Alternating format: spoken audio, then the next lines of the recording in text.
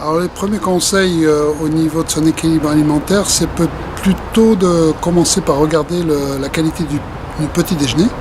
puisque c'est dans le petit déjeuner qu'on va équilibrer toutes les hormones du cerveau,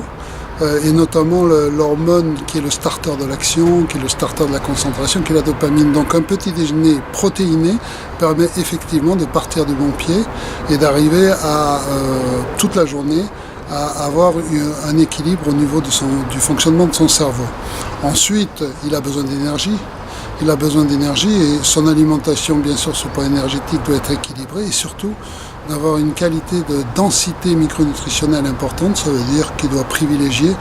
tous les éléments complets, c'est-à-dire les céréales complètes, les légumineuses, toute une alimentation et puis une richesse en vitamines et en minéraux que l'on va retrouver dans les fruits et les légumes.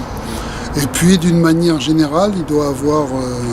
un système digestif qui soit tranquille, qui soit reposé, c'est-à-dire éviter tout ce qui peut lui contrarier les intestins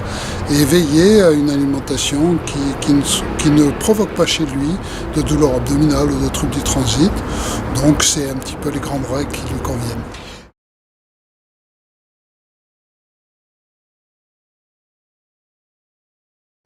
Le chef d'entreprise va être soumis à des contraintes qui sont notamment les repas d'affaires,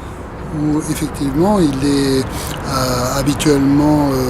dans des restaurants où il doit effectivement choisir ses repas. Il est tout à fait possible, avec une construction au préalable de ce qu'est une alimentation au restaurant, d'arriver à prendre une entrée plat plutôt qu'un plat dessert, et d'arriver avec une entrée plat en privilégiant effectivement au moins dans l'un des plats une qualité de crudité, une qualité de légumes importante, à faire quelque chose d'équilibré et puis de veiller à ne pas reprendre dans les plats lorsqu'ils sont trop copieux et puis d'arriver à ne pas mélanger dans un même repas les fromages et les produits animaux, les viandes, et puis de finir sur quelque chose de léger.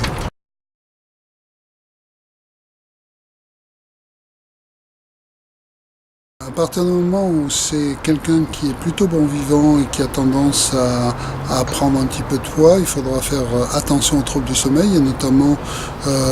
quand on commence à apparaître des ronflements par exemple